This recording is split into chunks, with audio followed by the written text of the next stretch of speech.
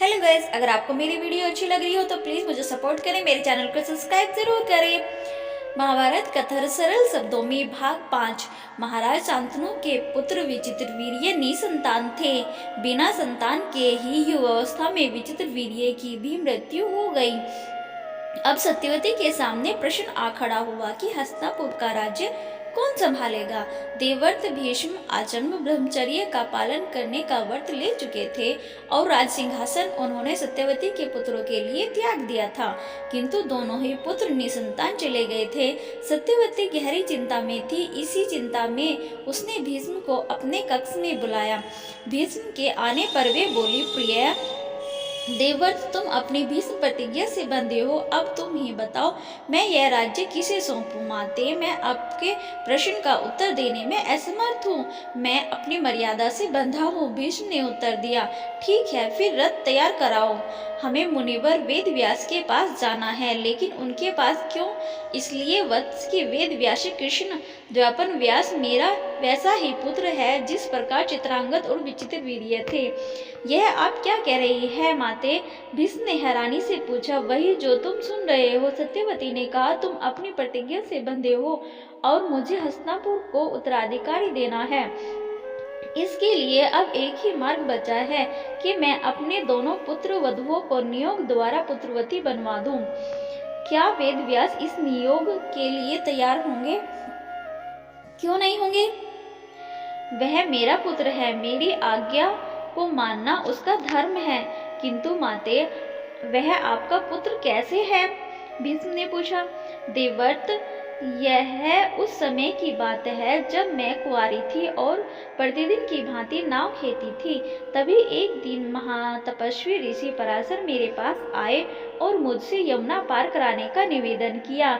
मैंने उन्हें नाव में बैठा लिया। बीच धारा में उन्होंने मुझसे प्रणय निवेदन किया। मैंने उनसे इनकार कर दिया, किंतु वे नहीं माने। उन्होंने मुझ मत्स्यगंधा को अति रूपवती नारी और सदैव सुकुमारी बनने रहने का वरदान दिया और अपने तपोबल से मुझे पुत्र रत्न की प्राप्ति कराई।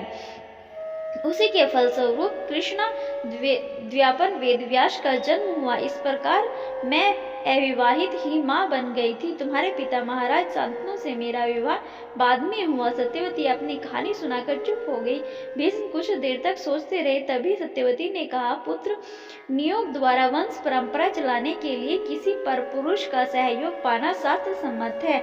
भीष्म ने फिर कुछ नहीं पूछा। दोनों वेदव्यास के आश्रम में पहुंचे और सत्यवती ने अपने वहां आने की मंशा बताई। पहले तो वेदव्यास ने इनकार किया क्योंकि वे सन्यासी थे, लेकिन हस्तिनापुर के उत्तराधिकारी की बात पर उन्होंने माता की आज्ञा मान ली। महारानी सत्यवती की बात रानी अंबिका ने सुनी तो वह कांप गई। जब मुनि वेदव्यास रात्रि में उसके कक्ष में आए तो लज्जा और संकोच के कारण उन्होंने दोनों हाथों से अपनी आंखें बंद कर ली। दूसरे दिन वे अंबिका के कक्ष में गए तो अंबालिका भय से पीली पड़ गई। वेदव्यास ने सत्यवती को बताया कि अंबिका एक नेत्रहीन पुत्र को जन्म देगी और अंबालिका पांडु रोग से पीड़ित एक कृशकाय बालक को। ऐसा ही हुआ। सत्यवती दोनों बालकों को देखकर दुखी हो उठी। ऐसे पुत्रों पर राज्य भार कैसे सौंपा जा सकता है? सत्यवती ने अंबिका को समझाया और उसे एक बार फिर मुनि वेदव्यास के पास जाने के लिए कहा, किंतु अंबिका ने इस बार अपने स्थान पर अपनी दासी को भेज दिया। मुनि वेदव्यास ने अपना सारा ज्ञान, धर्म और नीति अपने इस दासी पुत्र में डाल दी। इस प्रकार वेदव्यास की कृपा से अंबिका ने धृतराष्ट्र को, अंबालिका ने पांडु को और दासी ने धर्मात्मा विदुर को जन्म दिया। समय के साथ साथ तीनों बालक बड़े होते चले गए। धनुर्विद्या में पांडु सिद्धहस्त थे। धृतराष्ट्र के शरीर में 100 हाथियों का बल था और विदुर तो अत्यंत नीति कुशल थे। उन्होंने हस्तिनापुर का महामंत्री बनाया गया। अब हस्तिनापुर की राजगद्दी सौंपने का प्रश्न आया तो धृतराष्ट्र का दावा यह कहकर खारिज कर दिया गया कि वे जन्मांध थे, राजकाज करने में उन्हें परेशानी आएगी। विदुर दासीपुत्र होने के कारण राजगद्दी पर नहीं बैठ सकते थे, इसलिए पांडु को ही हस्तिनापुर का राजा घोषित किया गया। धृतराष्ट्र का अधिकारी इसीलिए छीना गया था कि वे अंधे थे। इसी बात को लेकर धृतराष्ट्र के मन में पांडु के प्रति विरोध और ईर्ष्या की गांठ पड़ गई। धृतराष्ट्र का मन रखने के लिए भीष्म ने गंगाधर प्रदेश के राजा सुबल की सुंदर कन्या गांधारी से उसका विवाह करा दिया। तब गांधारी को पता नहीं था कि धृतराष्ट्र अंधे थे। जब उसे अपने पति के नेत्रहीन होने का पता चला तो उसे बहुत दुख हुआ। उसने भी अपनी आंखों पर पट्टी बांध दी ताकि उसके पति को अंधा होने का एहसास न सताए। लेकिन गांधारी का भाई शकुनी जुआरी किस्म का आदमी था। वह गांधारी को हस्तिनापुर छोड़ने आया था। अपने बहनोई को अंधा देखकर उसे भी बड़ा दुख हुआ। उसने उसी समय संकल्प कर लिया कि वह इस कुरु वंश का सर्वनाश करके ही दम लेगा। पांडु का विवाह कुंती भोज की पुत्री कुंती से और मध्य देश की राजकुमारी माद्री से हुआ। कुंती का पहला नाम प्रभा था। वह राजा सूरसेन की कन्या थी, लेकिन सूरसेन के फुफेरे भाई कुंती भोज ने उसे गोद लेकर उसका नाम कुंती रख दिया था। यदु वंश के राजा सूरसेन श्री कृष्ण के पितामह थे। इसी कारण कुंती श्री कृष्ण की बुआ थी। बाल्यकाल में कुंती ने एक बार 1 वर्ष तक महाक्रोधी दुर्वासा ऋषि की बड़ी सेवा की थी। उसी से प्रसन्न होकर दुर्वासा ऋषि ने कुंती को देव आवाहन का एक दिव्य मंत्र दिया था। उस मंत्र के द्वारा वह किसी भी देवता को बुलाकर पुत्र प्राप्त कर सकती थी। दिव्य दृष्टि से दुर्वासा जानते थे कि कुंती का पति संतान उत्पन्न नहीं कर सकेगा। युवा होने पर एक दिन कुंती ने कौतूहल वंश मंत्र पढ़कर सूर्यदेव का आवाहन किया तो सूर्यदेव प्रकट हो गए। वे बोले, हे सुंदरी, मैंने तुम्हारा आह्वान किया, मैं तुम्हें पुत्र दान करने आया हूँ। नहीं, कुंती भयभीत हो उठी और बोली, हे सूर्यदेव, मैं कुंवारी हूँ। मैंने तो कौतूहलवश ही ऋषि दुर्वासा के मंत्र की परीक्षा के लिए देखा था। मेरे अपराध को क्षमा करें। परंतु मंत्र के प्रभाव के अधीन सूर्यदेव बिना पुत्र दान किए नहीं जा सकते थे। उन्होंने कुंती को समझाया कि घबराओ मत सुंदरी, तुम्हें दिव्य पुत्र प्राप्त होगा और तुम्हारी मर्यादा भी भंग नहीं होगी। ऐसा कहकर सूर्यदेव कुंती को पुत्र प्रदान करके अंतर्ध्यान हो गए। कुंती लोक निंदा के भय से परेशान हो उठी। उसने अपने पुत्र को एक संदूक में रखा और नदी में बहा दिया। वह पुत्र दिव्य कवच एवं कुंडलों को धारण किए हुए था। बाद में उसे अधिरथ नामक रथी ने नदी में से निकाला और पाला। बालक बड़ा होने पर यह बालक महारथी कर्ण के नाम से प्रसिद्ध हुआ। कुंती ने उसका त्याग कर दिया था, परंतु उसे वह कभी नहीं भूल पाई थी। कुंती भोज ने जब कुंती का स्वयंवर रचाया तो कुंती ने महाराज पांडु के गले में वरमाला डालकर उन्हें अपना पति बनाया। उन दिनों राजा लोग कई रानियां रख सकते थे। पांडु ने अपना दूसरा विवाह मद्र राज की कन्या माद्री से किया था। विदुर ने भी एक अत्यंत धर्मपरायण युवती से विवाह कर लिया था।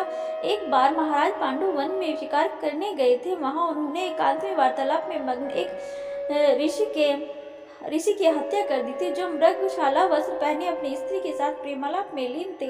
बाण से घायल हुए ऋषि ने पांडु को शाप दिया कि जिस प्रकार अपनी पत्नी के साथ मैं अपनी जान दे रहा हूँ, उसी प्रकार तेरा भी अंत होगा। दुखी पांडु अपने दोनों पत्नियों से दूर रहने लगे। एक बार वे अपनी दोनों पत्नियों के साथ वन विहार के लिए गए।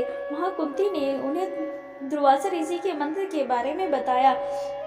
राजा पांडु ने उस मंत्र के द्वारा हस्तिनापुर का उत्तराधिकारी प्राप्त करने की अनुमति दे दी।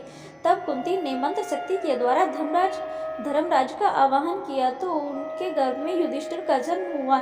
दूसरी बार उन्होंने पवन देव का आवाहन किया तो भीम पैदा हुआ और तीसरी बार देवराज इंद्र का आवाहन किया तो अर्जुन पैदा हुआ। फिर पांडु के कहने पर कुंती ने वह मंत्र माद्री को बताया। माद्री ने अपने लिए अश्विन कुमारों का आवाहन किया और अश्विन कुमारों से माद्री ने 2 पुत्रों नकुल और सहदेव को जन्म दिया। एक दिन विहार करते हुए महाराज पांडु माद्री के साथ प्रेमालाप करने को आतुर हो उठे। वे उस ऋषि का शाप भूल गए और माद्री से प्रेमालाप करने लगे। उसी समय उनका देहावसान हो गया। माद्री ने तत्काल चिता तैयार कराई और अपने पति के साथ ही चिता में बैठकर सती हो गई। कुंती के ऊपर 5 बच्चों के भरण पोषण का भार आ गया। वह चाहकर भी अपने स्वामी के साथ सती नहीं हो सकी। वन में ऋषि मुनियों के आग्रह पर और हस्तिनापुर से भीष्म के बुलाने पर कुंती अपने 5 पुत्रों को लेकर हस्तिनापुर आ गई। हस्तिनापुर में भीष्म ने कुंती और उसके पुत्रों का स्वागत किया। इस बीच महाराज धृतराष्ट्र की पत्नी गांधारी भी गर्भवती हो चुकी थी। उसने 2 वर्ष तक एक लौह पिंड जैसे मांस पिंड को अपने गर्भ में रखा था। उसे जब वन में कुंती के पुत्र युधिष्ठिर के जन्म लेने का समाचार मिला तो वह बहुत दुखी हुई। महारानी सत्यवती के द्वारा उसने महर्षि वेदव्यास को बुलवाया। ऋषि ने उस मांस पिंड का प्रसव कराया और उसके 100 टुकड़े कर के 100 घड़ों में घी भरवाकर अलग अलग रख दिया। उन घड़ों में से 100 पुत्रों ने जन्म लिया। सबसे पहले दुर्योधन ने जन्म लिया। उसी समय वन में भीष्म ने भी जन्म लिया। बाद में दुशासन, विकर्ण, चित्रसेन और आदि बालकों का जन्म हुआ। 5 पांडव और धृतराष्ट्र के 100 पुत्र मिलकर कौरव कहलाए और हस्तिनापुर का राज्य कुरुवंश कहलाया। भीष्म ने सभी बालकों की शिक्षा दीक्षा का प्रबंध विविध आचार्यों की देखरेख में कराया। उन्होंने विविध शास्त्रों, राजनीति और धनुर्विद्या तथा अन्य शस्त्र शास्त्रों की शिक्षा दी जाने लगी। महारानी सत्यवती हस्तिनापुर का राज्य सुरक्षित करके अपनी दोनों बहुओं को लेकर वन में चली गई। धृतराष्ट्र को हस्तिनापुर का राजा और युधिष्ठिर को युवराज घोषित कर दिया गया। वीडियो को अंत तक देखने के लिए आपका हार्दिक धन्यवाद। तो दोस्तों, कैसी लगी आपको मेरी वीडियो? अगर वीडियो अच्छी लगी हो तो प्लीज़ लाइक करें, शेयर करें और मेरे चैनल को सब्सक्राइब जरूर करें। आगे की वीडियो देखने के लिए देखिए भाग 6 और पीछे की वीडियो देखने के लिए भाग 4 अवश्य देखिए। राधे राधे।